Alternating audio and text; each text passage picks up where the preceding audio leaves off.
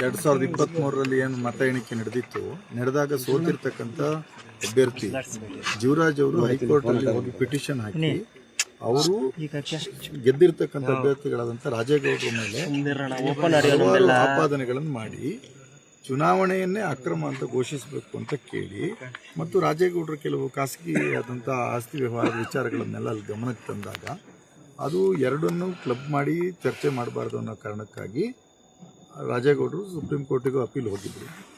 ಈಗ ಮರುಮತ ಎಣಿಕೆಗೆ ಹೈಕೋರ್ಟ್ ಆದೇಶ ಮಾಡಿದ ಮೇಲೆ ರಾಜೇಗೌಡರು ಸುಪ್ರೀಂ ಕೋರ್ಟಿಗೆ ಅಪೀಲ್ ಹೋಗಲಿಲ್ಲ.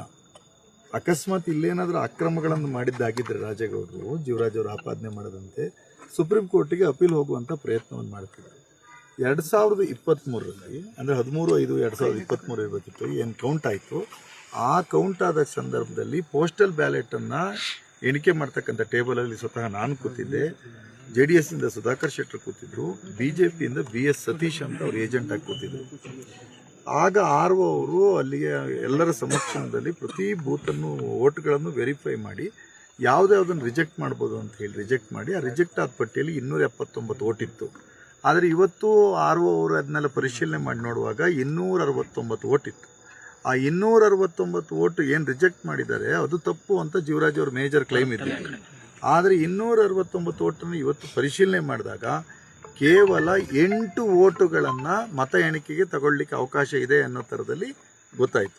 ಆ 8 ಓಟನ್ನು ತಗೊಂಡಿದ್ರಲ್ಲಿ ಜೀವರಾಜ್ ಅವರಿಗೆ 2, ರಾಜೇಗೌಡರಿಗೆ 3 ಮತ್ತೆ 3 ರಿಜೆಕ್ಟ್ ಆಯಿತು. ಅಂದರೆ ಅಲ್ಲಿ ಸಮರ್ಪಕವಾಗಿ ಇಲ್ಲದೆ ಒಳಗಡೆ ಬರೆದಿದ್ದರಿಂದ ಡಬಲ್ ಎಂಟ್ರಿ ಇದ್ದಿದ್ದರಿಂದ ರಿಜೆಕ್ಟ್ ಆಯಿತು. ಅಲ್ಲೂ ಸಹಿತ ರಾಜೇಗೌಡರಿಗೆ 1 ಓಟ್ ಲೀಡ್ ಬಂದಿದೆ.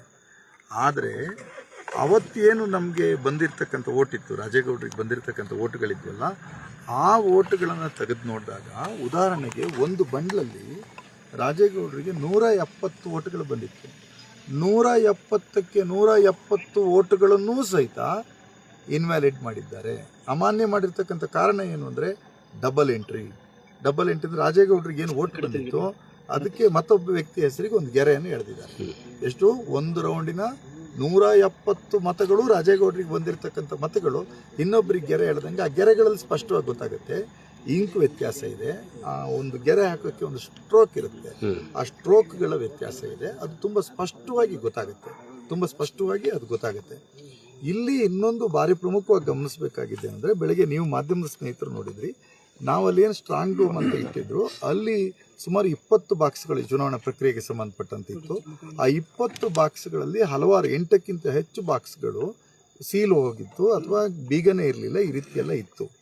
ಈಗೇನು 20ನೇ ಬಾಕ್ಸ್ನಲ್ಲಿ ಪೋಸ್ಟಲ್ ಬ್ಯಾಲೆಟ್ಗಳು ಮತ್ತು ರಿಜೆಕ್ಟೆಡ್ ಬ್ಯಾಲೆಟ್ಗಳು ಏನಿತ್ತು, ಎಲಿಜಿಬಲ್ ಆದಂಥ ಪೋಸ್ಟಲ್ ಬ್ಯಾಲೆಟ್ಗಳು ಮತ್ತು ರಿಜೆಕ್ಟೆಡ್ ಬ್ಯಾಲೆಟು, ಆ ಬ್ಯಾಲೆಟ್ಗಳು ಅದನ್ನು ತೆಗೆದು ನೋಡಿದಾಗ ಆ ಬಾಕ್ಸ್ ಇದೆಯಲ್ಲ ಉಳಿದ 19 ಬಾಕ್ಸ್ಗಳಿಗಿಂತ ವಿಭಿನ್ನವಾಗಿತ್ತು.